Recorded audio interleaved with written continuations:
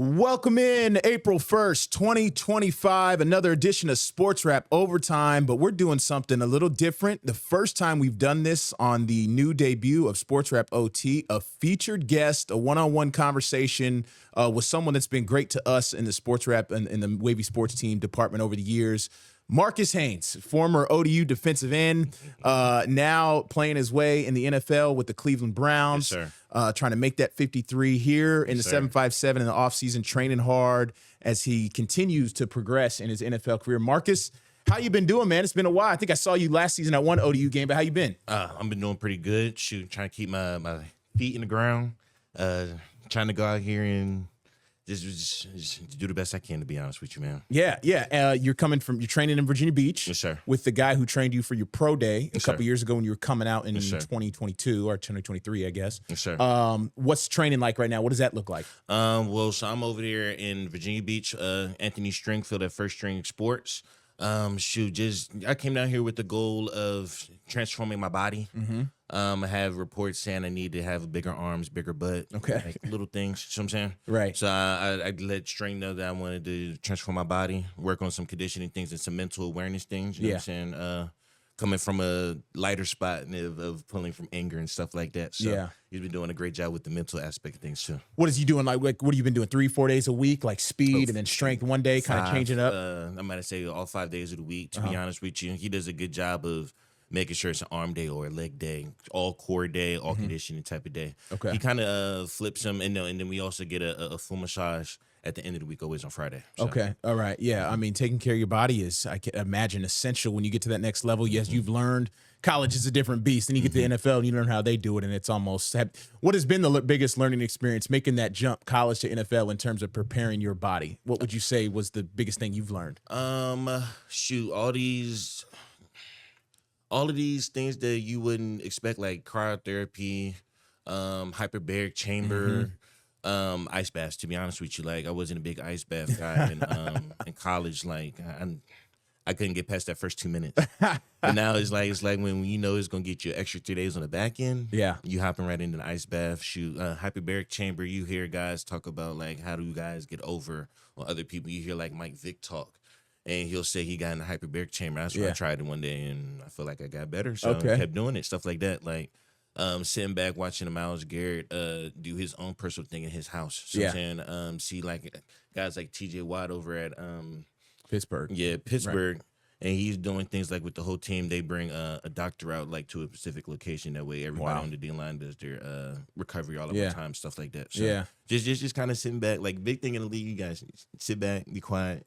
Take down all notes about what all the older guys are saying. Wow. And we're gonna get into the NFL stuff. I want to kind of rewind the clock, Marcus, just a little bit. Get to know your background for the viewers and everything, and just get to know more of your story. I just got some notes I'm gonna be referencing here from Bowie, Maryland, right? DMV. Yes, sir. I guess the first thing I always think of is like a lot of DMV people I talk to that have been in Virginia. You're so proud to be from the DMV. What is it about the DMV that so many people are so proud to be from? Well, from where I grew up, like it's black excellence, like black high middle class. You're used to seeing a lot of flashy things. It's a very high standard. Like how I grew up in a 2-parent household. Like I have 2 other brothers. Older brother, he's finishing up his master's degree at LSU right now. Okay. A younger brother, he actually got drafted in the 3rd round. Yeah, we're gonna get into that. As you see, like even just in my family, like my dad, he works down at C-SPAN down in downtown. My mom, she just transferred jobs. I'm not sure what her new position is.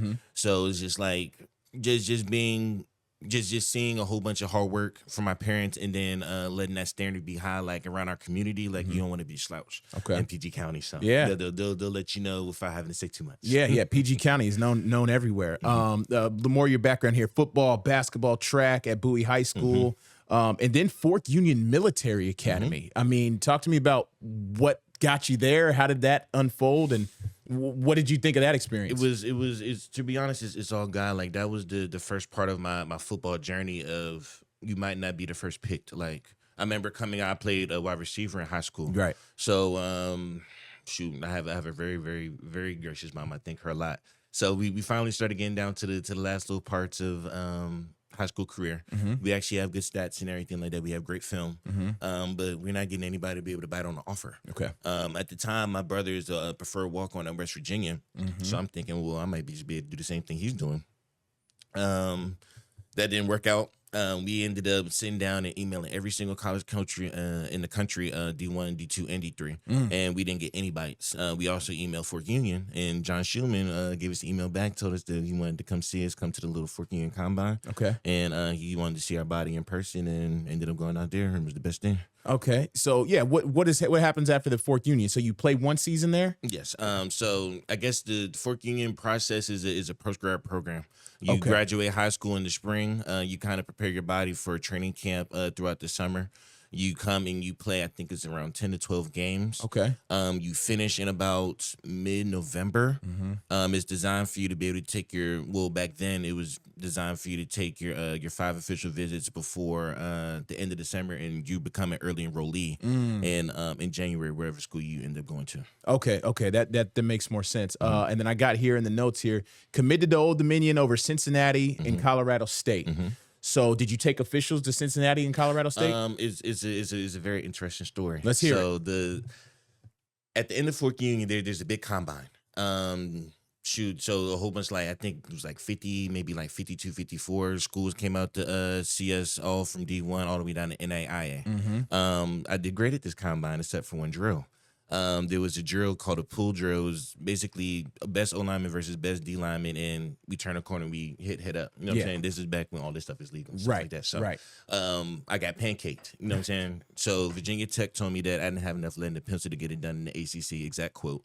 And Colorado State told me that someone committed to my position. Okay. So I'm saying initially I actually liked Cincinnati a little bit more than Old Dominion, but when I was at my official I guess the official visit breakfast, we looked up at the TV at ESPN, and the head coach resigned. Oh. So. Gosh, who was that back then? Cincinnati. Luke Fickell? I think so, because I got my offer through Coach Prutney. He was just with Hampton. Oh, yeah, so, Prunty, yeah. Okay. So he showed my family a lot of great graces. Found out he was an old family friend of my mother's. So I really liked him. I really wanted to go play for him, and guy had different plans for me. So we talked about it as a family on the way back home. We prayed over it, and we called Coach Malone the next morning and let him know we were ready to come down to Old Dominion. So and Coach Malone was a D-line coach at Old Dominion. No, he was the O-line coach at the time Old Dominion. Okay. So because he went to Fork Union, he was a Fork Union guy. Got it. So he was the one who recruited me out of Fork Union. So yeah. And then so you get to Old Dominion, you're playing under Bobby Wilder at the time, right? So I know sometimes the head coach isn't always recruiting you, but what was your experience when you got around Bobby the first few times, meeting him, interacting with him? What'd you think of Bobby Wilder? His energy is very high. And I felt, what's the proper word? I felt gracious to be in the room. Like this is still times where I'm still transferring being a receiver. I'm coming in at 6'4", 205. You know what I'm saying?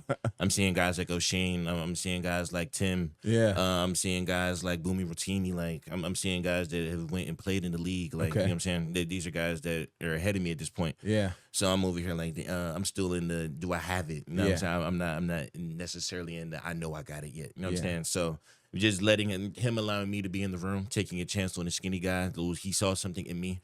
Coach Commish saw something in me.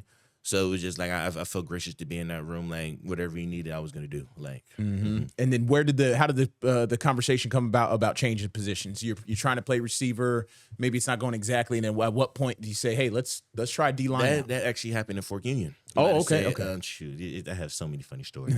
So we go through the whole training camp throughout Fork Union. I'm doing pretty good at receiver. I'm still thinking I want to be like Plexico Burris that came out of Fork Union. Virginia Beach legend. So I'm thinking I'm going to be the next big thing or whatever after I see how things are starting to go and plays are getting calls for me and everything like that. We get to the first game, I dropped 6 passes. Before the dang on halftime, legendary John Schumann looks me dead in the face. He's like, "Look, you go out here and drop another one. You bench."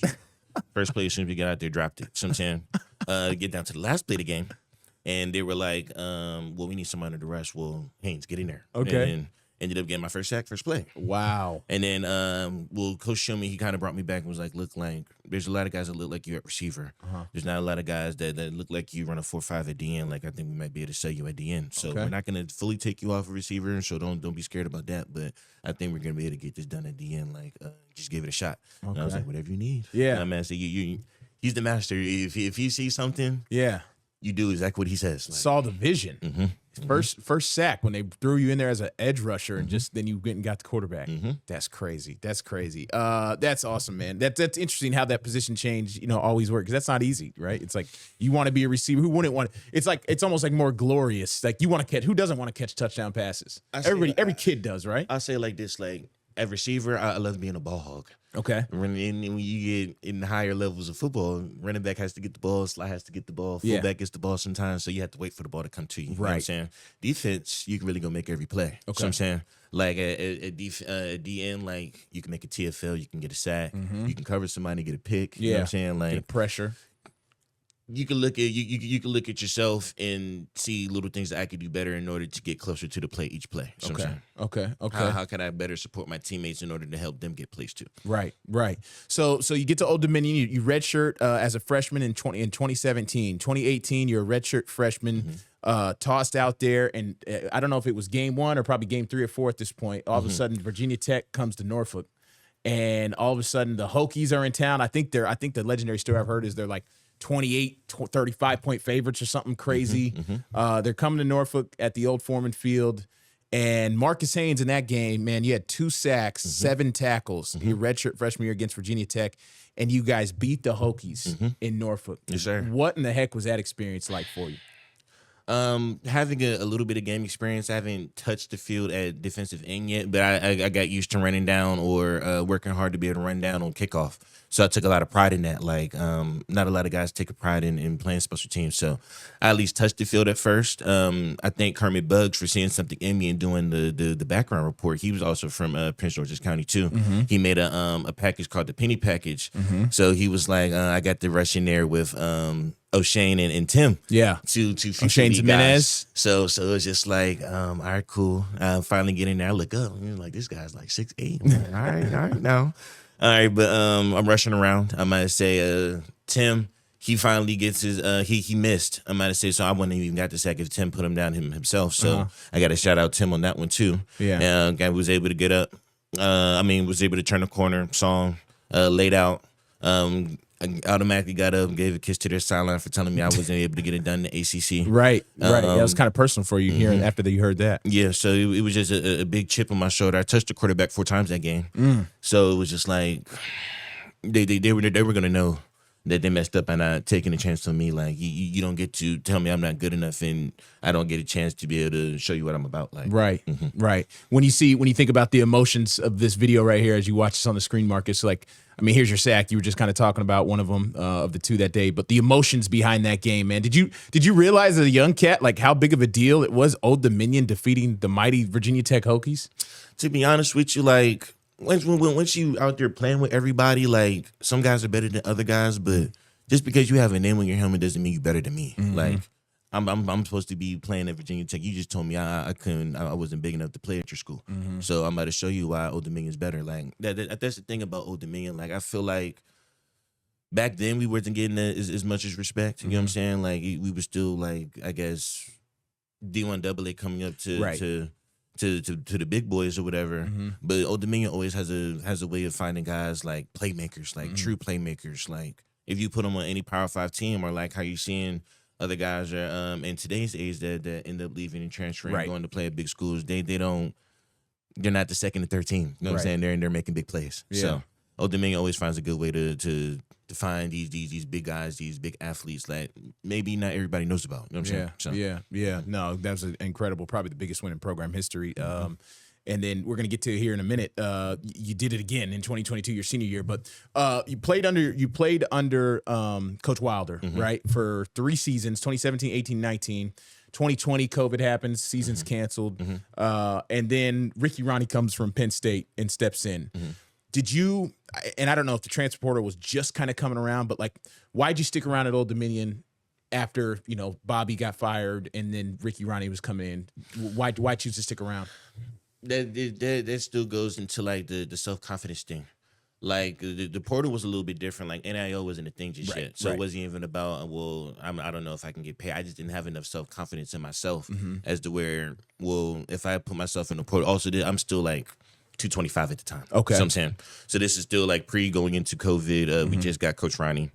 This is before we got sent home in like February. You know what I'm saying? So I'm sitting here thinking, well, if I were to just pull everything, am I going to be able to go to a bigger school?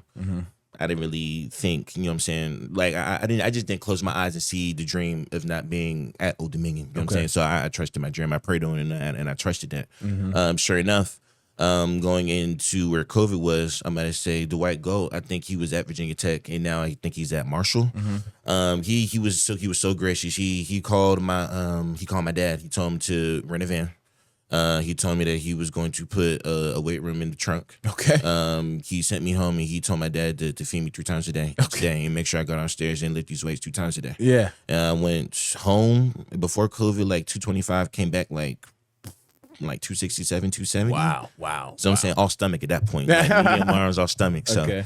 I'm about to say just the coaching staff and the way they trusted me and the way they saw something in me, like I'm glad that I stayed. I'm glad that I just didn't do what everybody else was doing. Like I'm glad that I trusted my eyes not seeing the dream going somewhere else. Like I'm glad I didn't let other people get in my head and hear like, well, y'all might not be the best. You might want to go somewhere else. Like I feel like Old Dominion was my legacy. Like that's why I take so much pride in the Monarchs now. Like Yeah, that makes sense. That's well said. What was the difference between going from Bobby to Ricky? You know, Bobby built a program from the ground up, right? I mean, literally the ground up. Didn't even have a football program when he first got hired. They had to build it. They had to sell it. Ricky came from Penn State, a power. What was the sort of difference, whether it's practice habits, the preparation? What was the difference between sort of the two regimes?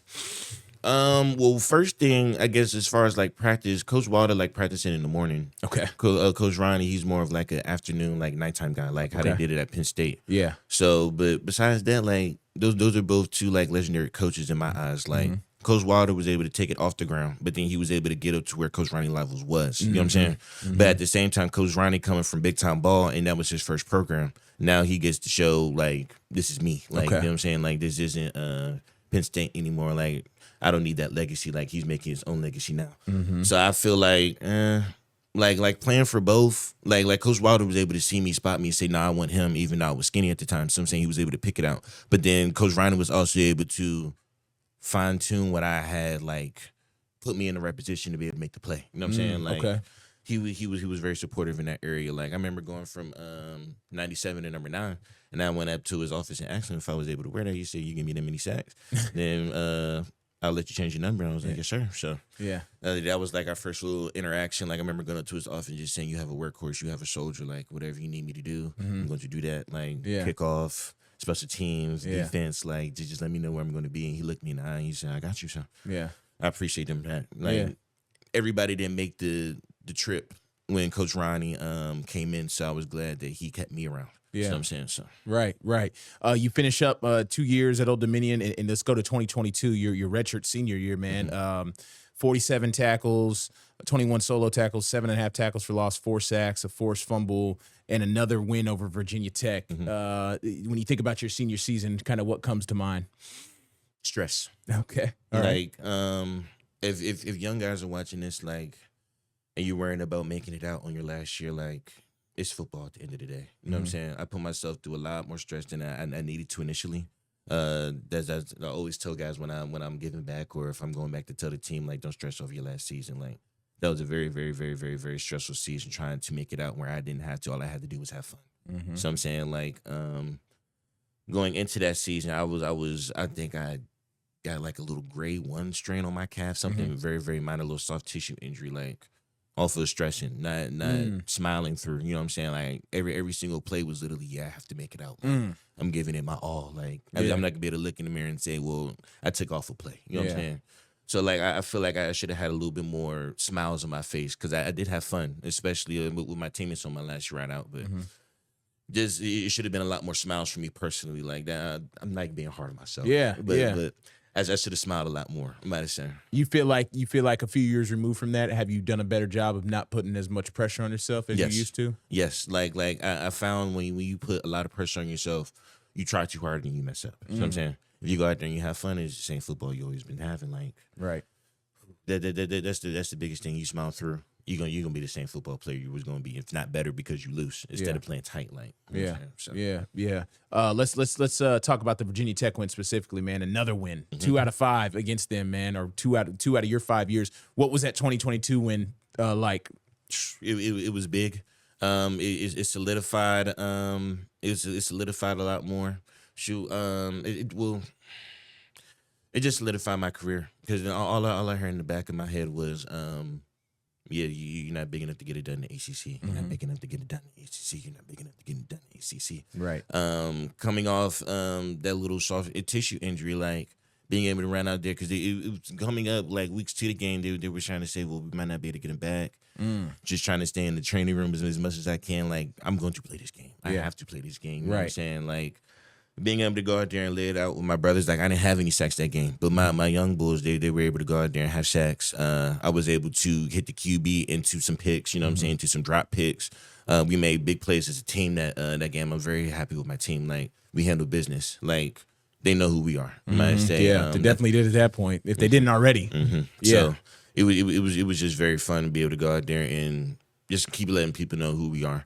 Letting that be the kickoff of our season. So yeah, that was crazy. I think y'all were 14.5-point underdogs, maybe 16. I can't remember. Here's the celebration. That's me behind the camera right there, Ricky Ronnie's lost, trying to look for Brent Pry to shake his hand. The students were going crazy. It was just chaos on the field. You gave me a few minutes afterwards. I think we get a shot of you here in a minute, and I stopped you and pulled you to the side. Just so the viewers know, Marcus and I have a history because he was in a media class at Old Dominion at some point under Stephanie Cook, who worked for us at Wavy, but also teaches as a professor at Old Dominion. And I think I got an email from you, or I got a text, and you're like, hey, I'm doing a media class. Can I interview you about sports media stuff? And then we did a Zoom. We did the Zoom, right? And what grade did you get on that project? Did you get a B or an A? What did I get you? You got an A? Shout out to Stephanie Cook. Okay. Single-handedly is why I got my first degree. So. Okay, good. Yeah, shout out to Stephanie Cook. Glad we got an A on that project. What did you finish at Old Dominion with? What was your degree? So my first degree is in media communication, specializing in the camera. And my second degree is in leadership. Okay. All right, that's good, man. So 2 degrees, and your family is definitely proud of that. I know. Both parents and everything, very proud of that. So there's the footage of you sweating after that Virginia Tech game, man. Still pumped up, still breathing hard. So that was a good night, memorable night. Y'all went to the Myrtle Beach Bowl that year. You lost to Tulsa, but beautiful down there in Myrtle. Yes, that was a cool. What was that week like? The bowl game week. Shoot, you guys did a lot. Like. But then I had calmed down off the stress stuff. So I'm saying, and I realized that you're supposed to smile with your teammates, especially like with one of my close guys, Corey Williams. Like, we played the same position. That was his last game with me. Like, we were able to like take walks, like truly be able to take like brother walks, be able to go out to eat. You know what I'm saying? Like, bond like outside of the thing, like outside of like team activity, like. Us and our little clique and everything like that, like able to go hang out by the pool, go walk on the beach, go out and be able to. We went to the Hall of Fame that they had. Yeah, they got a cool little recreation of it almost. The NFL Hall of Fame, just Pro Football Hall of Fame. Just really grasping like the brotherly aspect of the game, like that was really great for us as a team. Like, because I didn't get to, I committed. Like when they went to the Bahamas Bowl, whatever. You're right. So I didn't get to live that just yet. Yeah. So being able to at least say that I went and helped put my team in a bowl game or whatever. My young guys are gonna help us win this next year, Chris Trinidad. But there you go. It was just a great experience. Like just be able to be out and know that you earned something. Be with your brothers for the last ride. Like everybody doesn't get that opportunity. So no, agreed. Yeah, crazy. So you finish up at Old Dominion, man. Talk to me about the draft process, getting ready, right? Because you have this 5 years of college. You have stats. You got some film, but you go undrafted, right? Like, tell me about the draft process. What were your expectations? And then how it all played out for you. And then when you didn't get drafted, kind of what was your thought process? Okay, so. Coming out of school in that December, I didn't have an agent. Scared, stressed. So I'm saying, Luckily, my little brother, he was just put down All-American honors, and people were trying to get him. I was able to go to a meeting with him, and I ran into my agency, JL Sports. So I'm saying I met the top one, the Joe Linton, and I also met his son, Nick Linton, and they were able to see something in me. They basically made a little deal with me, and they were like, look, we can put you in this tropical bowl game because they haven't seen me play at this point. Okay. But they knew they wanted my little brother or whatever. You know what I'm saying? So they put me in the tropical bowl game. I was able to show what I had a little bit. I got a little interest from the scouts at that point. That's like a postseason All-Star game or something? Okay. I think it goes like Reese's Senior Bowl, Shrine Game. Shrine game. Now those are kind of like right. Yeah, that's a big deal. Those are Shrine like game. interchanging. Yep. And then I think it went like Hula maybe or Tropical, almost like the same level. I think it was like another bowl under that, and then the HBCU bowl. Right. So being able to be in the bowl game, being able to get in front of the scouts or whatever, I was able to get on to Orlando. I was able to show what I had down there. I impressed them a little bit more. They came back. They told me. Well, to be honest with you, I didn't really when I closed my eyes, like I like being real with myself. Like I didn't want to joke myself. I didn't see me walking across the stage. Okay. I didn't even see me getting my name called and my name flashing across the screen. But at the end of the day, I knew, like I knew I heard the stadium. Like I knew I saw myself turning the corner to getting a sack, but I couldn't see the jersey. I couldn't see the name that was on the helmet. But I knew that moment was there. Like I knew my career wasn't done. Sure enough. 5 minutes right after the draft, the Broncos call. And, my agent calls and he said, well, the Broncos want to sign you for X amount of dollars. Wow. And I said, yeah, we got more people to get signed, so congratulations, we'll talk to you tomorrow. Yeah. And drop my tears, you know what I'm saying? Cried my family for a second. Well, we did it. Now you were in Bowie when you got the call? Okay. So and then it was like immediately like, all right, what's next steps? Like, so new coming in like undrafted free agent, like I thought it was gonna be hard. You know what I'm saying? Like I guess harder than most, but in the day, like the work you put in college, like the bumps you go through in college, like prepare you for this next level. Like it wasn't the big slap in the face I thought it was gonna be. It's just football at the end of the day. Like the same guys that have Alabama helmets on, SEC helmets on, those big O linemen up there in the Pac-10 up there in the North and stuff like that. Like you get out here and you make plays against them in rookie minicamp. You start getting a little confidence about yourself. Like, I always see, like, there's always, like, 3 levels of football. Like, even if you remember back in the day, like, there's a superstar. There's the kind of the guys that kind of, like, maybe kiss butt, maybe coach's pet to stay around, you know what I'm saying? And then there's the guys like, all right, how did he get here? You know what I'm saying? Right. So, like, I'm kind of playing and I'm making plays against these guys. And I'm seeing I'm, like, in between, like, that top 2, you know what I'm saying, like, rounds or whatever. So I'm starting to get a little confidence about myself. Well, I can do it. There's not a question if I can do it at this point no more. Like, all right, now what I have to do to stay in the building, like, being in Denver, like, not really knowing, like, politics and stuff like that. Like, you know what I'm saying, coming in super early, you know what I'm saying, making sure that you're doing the right things, saying the right things, carrying yourself a certain way on the field and practice and stuff like that. Like, I'm just a ball to the wall guy. Like, you know what I'm saying? I'm gonna go out there, I'm a grit, I'm gonna talk my mess, you know what I'm saying? And it's not meant for that every single time. Like I didn't understand that at the point. Like I thought if you were able to make plays, you know what I'm saying, that you were stay around all the way. But so I'm saying numbers, also, money play into it, coaching staff. There's also other things where other rooms needs and other stuff like that. So there's just roster moves. So I didn't necessarily do anything wrong. To be a cut, but other roster moves needed to be made, and that was like my first little wake up. Like, okay, it isn't how good you play, right? So I'm saying, team managing the roster is crucial. When in Denver too, so you go undrafted, you get through rookie minicamp. I saw there was some preseason action. It was at a Rams game. You played the Rams. Was it 4 preseason games back then, or was it 3 at this point? It was 3. It was 3. Okay. It's always 3. You get a bonus if you play in that Hall of Fame game, that first game. Oh yeah, the Hall of Fame. So how many preseason games did you play in with Denver? All 3. You played in all 3. I remember getting down there in for the Cardinals. So I remember getting down there playing for the Cardinals. It was dry down there. I got in early, first quarter, and I didn't think I was gonna get in. So I'm saying I'm out there, I'm rushing, I'm getting pressures and stuff, almost get a sack. So I'm saying almost isn't good enough in the NFL.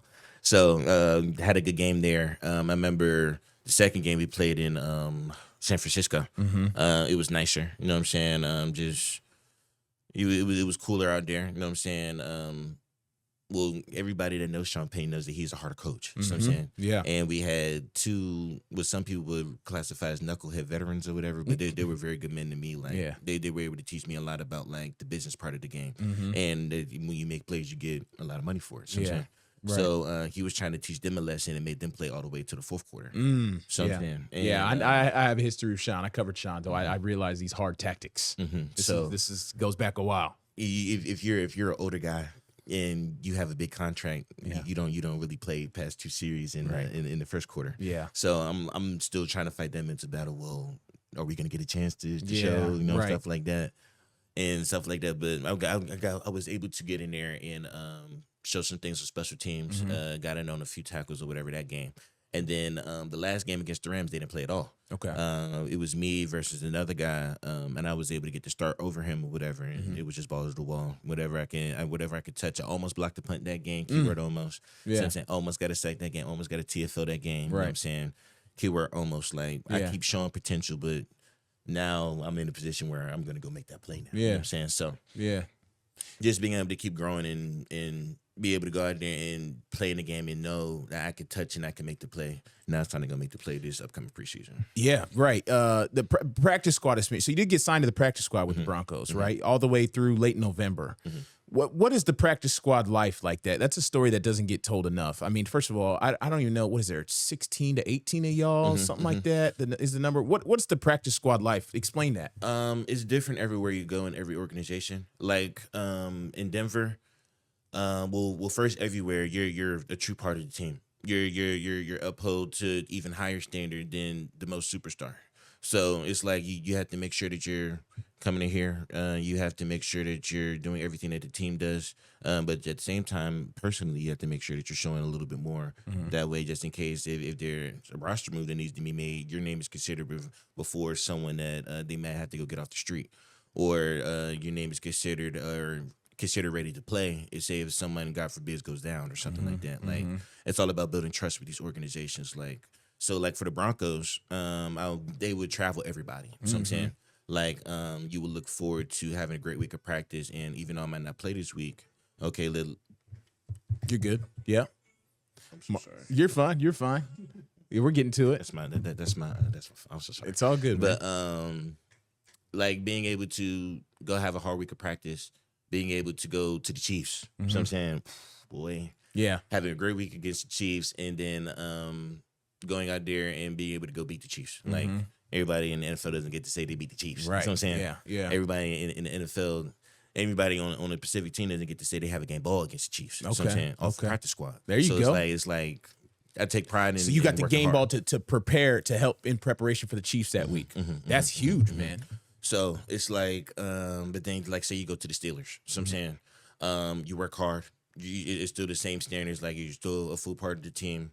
But they don't travel everybody. It's more like a mind game. Like you got to earn being on this bus. Like it's not a given. You don't get to travel. You got to earn that. You know what I'm saying? So in turn, like it makes you want to go out there and you can go whip somebody's butt and make sure that they know, I earned, or I want to make sure that I'm on this bus this week. Like, you know what I'm saying?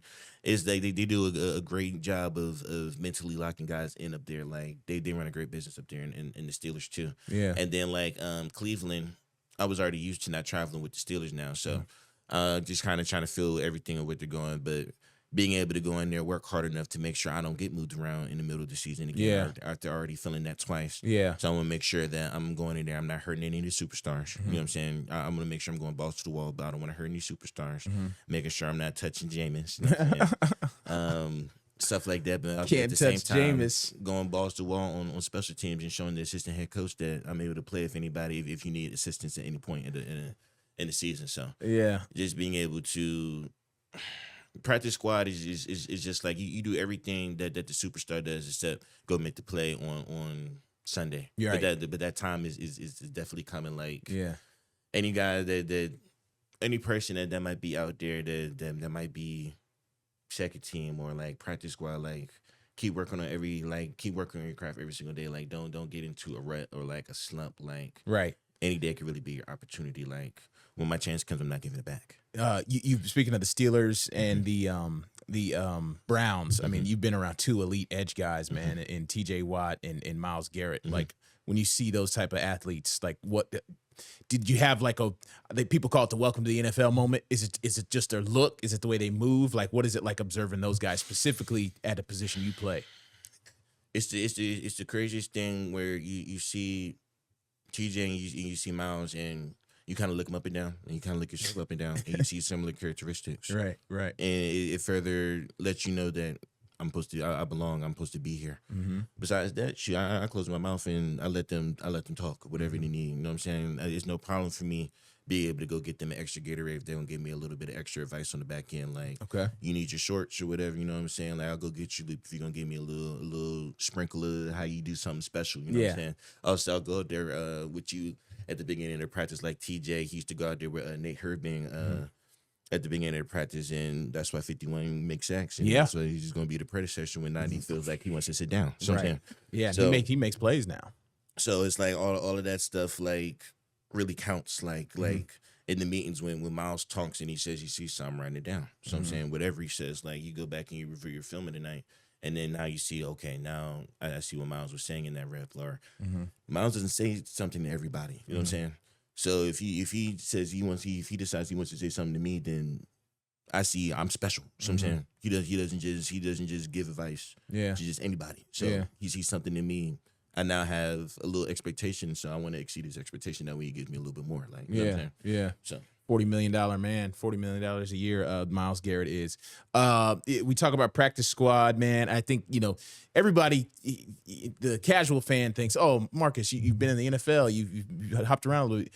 It's like practice squad. Talk about what's the living situation? Are you in a hotel? Do you rent out an apartment in these cities you've been in? Because you've jumped around enough where it's like, you don't even want to sign a lease anywhere. That's what I'm always curious about. Like, how do you live day to day outside of the facility when you're on the practice squad? As I hear some of these older guys on some of the other podcasts, they say pack light, but I'll try to give you the best way. Like in Denver, I had signed like I think a month-to-month lease. It was very expensive. Okay, month-to-month. But I guess you can afford it with like the check or whatever. You know what I'm saying? So it's I think you could look it up. What is a practice squad check nowadays? And this is readily information. It's like $8,000 a week. A little bit more. A little bit more. Hey, Marcus Smith. I'm not counting your pockets, brother. But hey, that change. You've made a little bit of a living now. It's enough to be comfortable. You know what I'm saying? It's enough to survive and provide for your family. Right. And stuff like that. Like.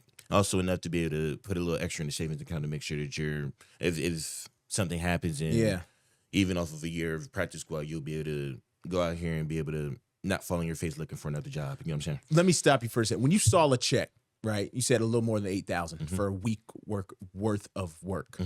Like when you see a check like that and you go to cash it, whether it's or direct deposit, just hit your account. Like what goes through your mind, man? Thank the Lord.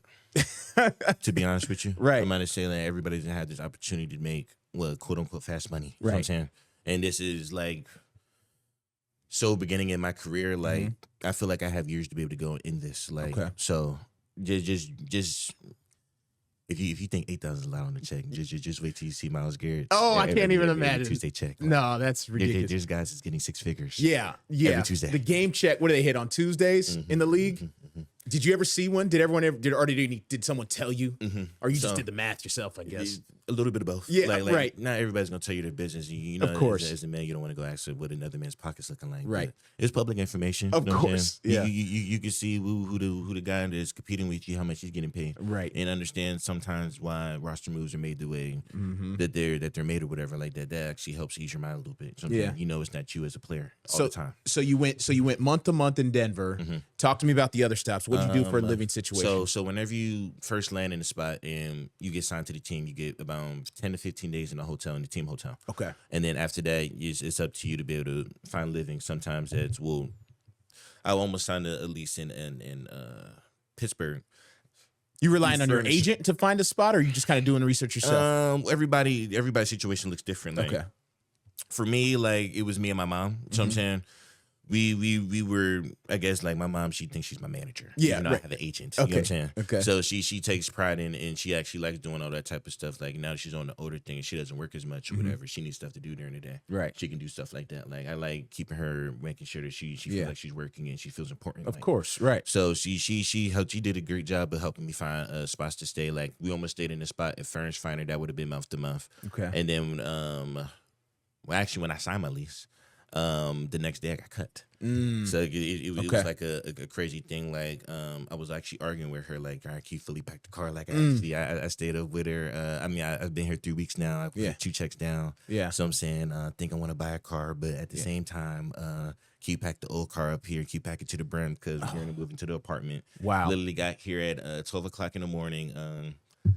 Went to the facility to make sure that it was still parked in there and everything. I was going to drive it back to the apartment, moving in the next day after practice. Right. I get in there at 6 a.m. Hey, Marcus, do you mind coming up and bringing your iPad? Oh, my gosh. What team was this? Pittsburgh. That was Pittsburgh. So this is why we do the podcast, man. It not for this. I want to get to know, and Marcus, I told you this, like the whole story, because I feel like a lot of this goes unsaid. Everybody knows the Myles Garretts make $40 million and they got the Rolls, but not everyone's like that. So your experience, what the heck is that like? You're about to sign, you did sign a lease, and then you get cut. What happens from there? Like, I know you're stressed, but like, do you call the apartment complex and say like, hey man, I got very lucky, and I'm very blessed because most of the time when you put the ink to paper, then you got to stand. Right. They were saying since it wasn't a full 24 hours, then I was able to get out. Okay. So okay. That was very gracious. Good.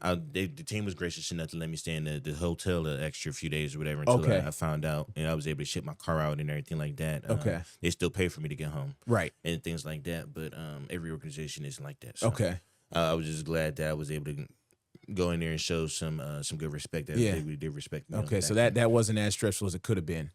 That's crazy. That's crazy. Second stint with the Browns now, man. You're here, and we're gonna wrap this up here. But you're with the Browns going into this. We're April 1st, right? So I guess the next thing on most people's mind would be OTAs. Yes, sir. Coming up. Talk to me about the rest of your offseason and then your mindset going into OTAs with Cleveland again. To begin the offseason, just to come in and not put a whole bunch of stress on myself this year.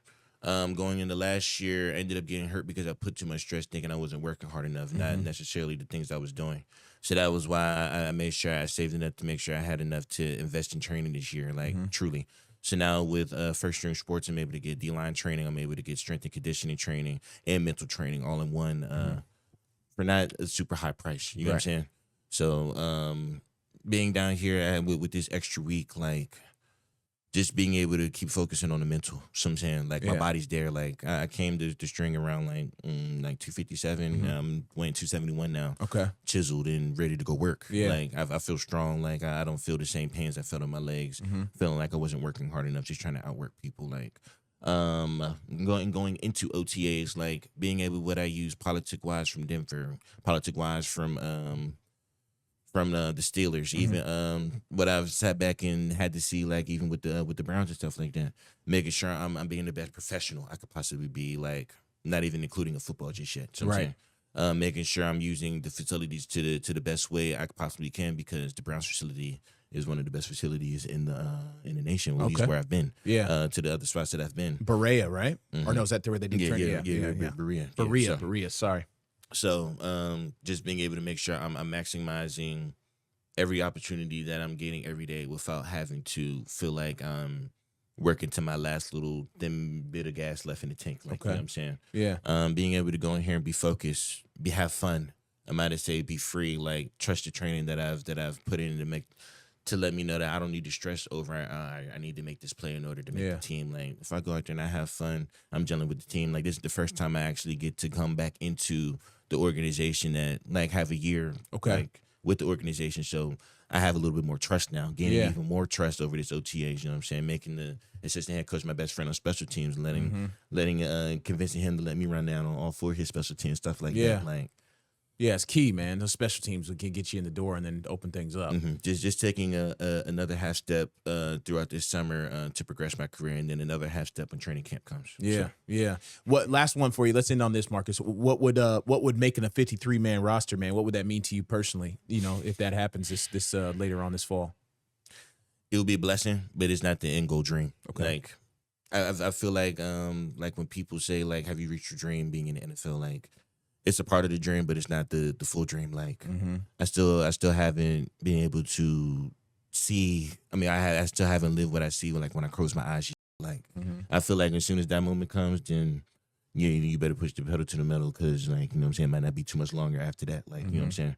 So I know at least until that moment happens, like, I got to keep working. I got to keep working. I got to keep working. Like, Right. Well, yeah, we know you're a hard worker, man. We appreciate you for stopping, spending the time today.